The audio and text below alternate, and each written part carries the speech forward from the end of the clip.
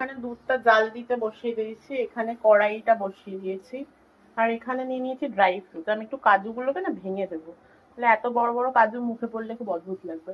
তো এতে আমি ঘি দিয়ে এগুলিকে ফ্রাই করে নেবো, করে ওই যেই সিমুইটা আছে সেটাকে ফ্রাই করবো ঘি দিয়ে। তারপরে দুধটা দেখলে তো হয়ে গেল। এটা কিন্তু আমার দিদা বানাতো, হ্যাঁ, ওরকম ভাবে আমি বানানোর চেষ্টা করবো। 1% হবে কিনা জানি না, বাট লেটস ট্রাই।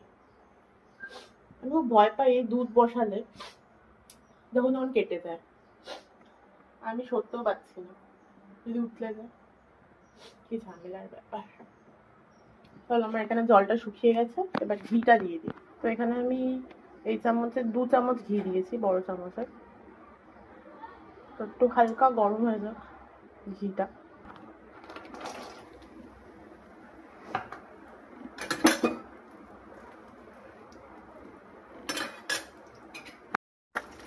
তো ওটা ফ্রাই হয়ে গেল ঘিয়ের মধ্যে ঝপঝপ করে। তেলটা যেহেতু গরম ছিল একদম, 1 সেকেন্ডও বেশি টাইম লাগেনি। এবার এটাকে তুলে নেবো, নাহলে না কালো কালো হয়ে যাবে, দেখতে খুব খারাপ লাগছে। 2 প্যাকেট তো অনেক তো হয়েছে, পুরো জ্বলে যেত আমার নিচ থেকে। সবে লাগা শুরু হয়েছিল, এই জন্য আমি রান্না করতে আসি না, এই কারণগুলোতে। আমি প্যাকেট ছিঁড়তে ছিঁড়তে নিচে লাগা শুরু হয়ে গেছে। দেখুন গ্যাস কিন্তু পুরো সিমে রয়েছে, তাও যাই হোক।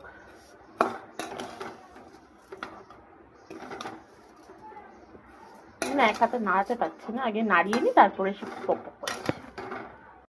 দুধটার মধ্যে 2টো তেজপাতা দিয়ে দিলাম, আর কটা দিস ওয়ান। এবার এটাকে ভালো করে নাড়াতে হবে। ভালো করে ফুটে গেছে দুধটা।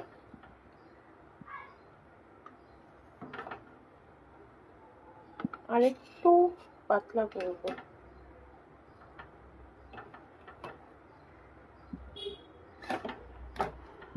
আর এটা হয়ে গেছে। আমি তো ভয় পেয়ে গেছিলাম, ভাবলাম যে পুড়েই গেল বোধহয় পুরোটা, তারপরে দেখলাম না পড়েনি।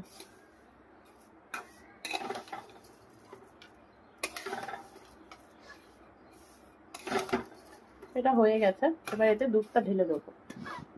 আমি বলি না আমি রান্না করবো কিছু হবে না, এই যে আমি রান্না করবো ডিজাস্টার হবেই। আমি রান্না করবো, কোথাও ঝলে যাবে, কিছু পুড়ে যাবে, উতলে যাবে, কিন্তু আমার সাথেই হয়, আমি দেখেছি, এটা নতুন নয়। 1 সেকেন্ড, জাস্ট আমি 1 সেকেন্ড এই তেজপাতাটা দিয়েছি, তেজপাতার কৌটোটা জাস্ট ঢোকাতে গেছে, 1 সেকেন্ডের মধ্যে উঠে গেল।